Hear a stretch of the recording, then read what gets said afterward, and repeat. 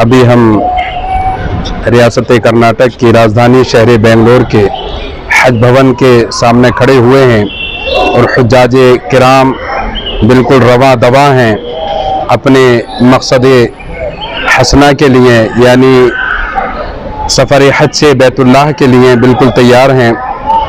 अभी हम लोग अंदर ही थे, देख रहे थे कि उनके जो चेहरों पर जो खुशी के आसार नज़र आ रहे थे कि अल्लाह रब्बुल इज़्ज़त ने जो साहिब इस्तिताअत पर जो हज फ़र्ज़ किया है वो आज अपना फ़रीज़ा हज अदा करने के लिए बेकरार हैं और अल्हम्दुलिल्लाह बिल्कुल वो तैयार हैं।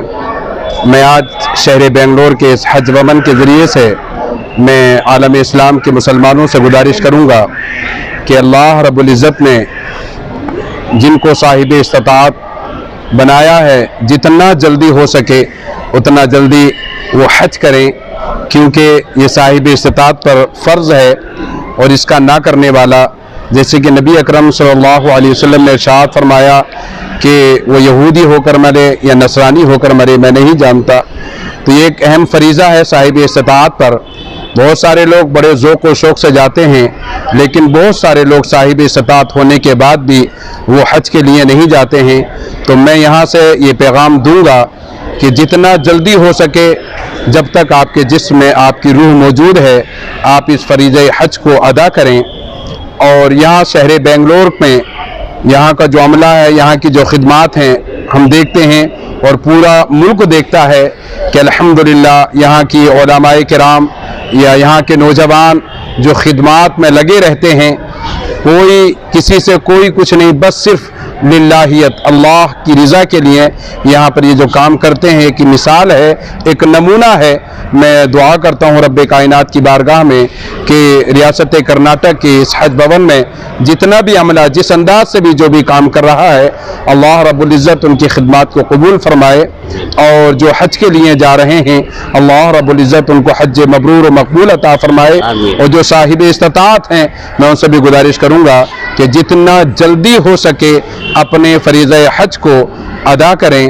और जाने वाले हुज्जाज किराम से बिलखुसूस मैं अपने मुल्क हिंदुस्तान के हुज्जाज किराम से गुजारिश करूँगा कि अपने मुल्क के इत्तेहाद के लिए, अपने मुल्क में मोहब्बत के लिए आप खाने काबा यानी बैतुल्लाह शरीफ के सामने और रोज़े रसूलुल्लाह सल्लल्लाहु अलैहि वसल्लम के सामने दुआ करेंगे। हमें उम्मीद है कि अल्लाह रब्बुल इज़्ज़त आपकी दुआओं को कबूल फरमाएगा। अर्रहमान रहीम।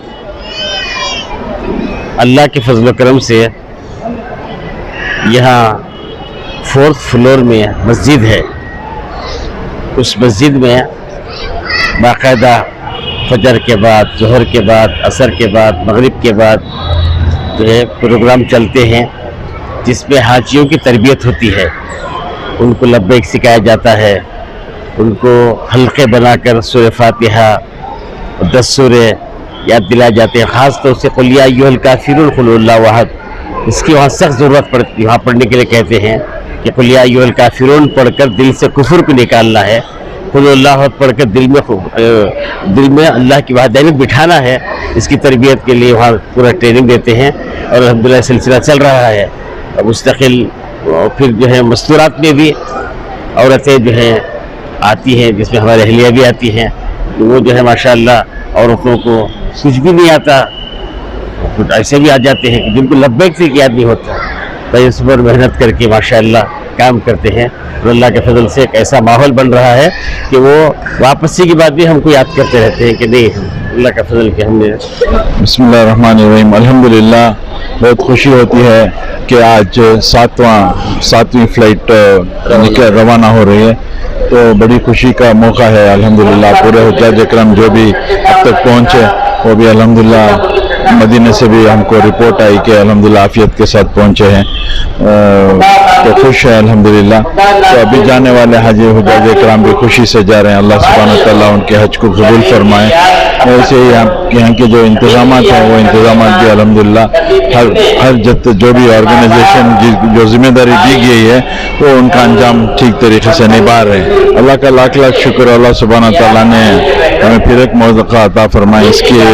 इसका हमारे बीज़र ज़मीर अहमद साहब ने मेरे को फिर एक मौका अता फरमाया है। मैं पहले तो अल्लाह के बाद उनका शुक्र अदा करता हूँ कि उन्होंने मेरे को फिर एक मौका अता फरमाया।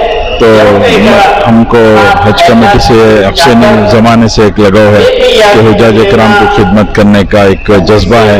हम आखिर सांस तक भी इंशाल्लाह हुज्जाज, जब तक सांस रहेगी तब तक इंशाल्लाह हुज्जाज इकराम की खिदमत। आज हुज्जाज इकराम के साथ जो भी आ रहे हैं उनके साथ, यानी कि एक हाजी के साथ 8 से 10 लोग आ रहे हैं, तो उनको रहने का इंतज़ाम भी है। और हमारे ज़मीर साहब का लंगर चल रहा है, जो 3 वक्त नाश्ता, दोपहर और शाम का इंतज़ाम आता है, इसके अंदर 20 से 25 हज़ार लोग खा रहे हैं अल्हम्दुलिल्लाह। और खाना बहुत लज्जत रहा है। आप पूछें कि खाना जो भी आके खा रहे हैं वो अल्हम्दुलिल्लाह खुश होकर जा रहे हैं और ज़मीर साहब को दुआ देते हुए जा रहे हैं। म्यूनसिपल काउंसलर हूँ चन्नपटना से, 4 बार मैं इलेक्ट हुआ हूँ। कांग्रेस पार्टी से मैं 10 साल से मैं काम कर रहा हूँ और ये लोकल बॉडीज़ के ज़ुमरे में मुझे यहाँ पर मुंतखब किया गया है हज कमेटी के लिए।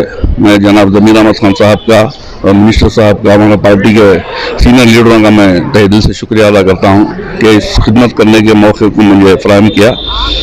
और मैं यहाँ पर जब से इनाग्रेशन हुआ है हज के इस सीज़न का, ये हमारे बेंगलोर से मैं यहाँ कंटिन्यू यहाँ का हमारा जो सिस्टम, यहाँ का जो बेंगलोर का जो हज भवन का जो यहाँ की खिदमत है वो पूरे मुल्क के लिए एक मिसाल है। पूरे मुल्क में हमारी बेंगलोर की हज कमेटी का और यहाँ के हज निज़ाम का जो हमारा बंदोबस्त, हाजियों की खिदमत है, वो पूरे हिंदुस्तान के अंदर, पूरे मुल्क के अंदर इसको सराहा जाता है कि यहाँ पर अच्छे इंतजाम रखे हैं। और यहाँ पर जितने भी अभी तक जो 7वां काफिला गया है, यहाँ पर किसी को, कोई हाजी को परेशानी नहीं हुई।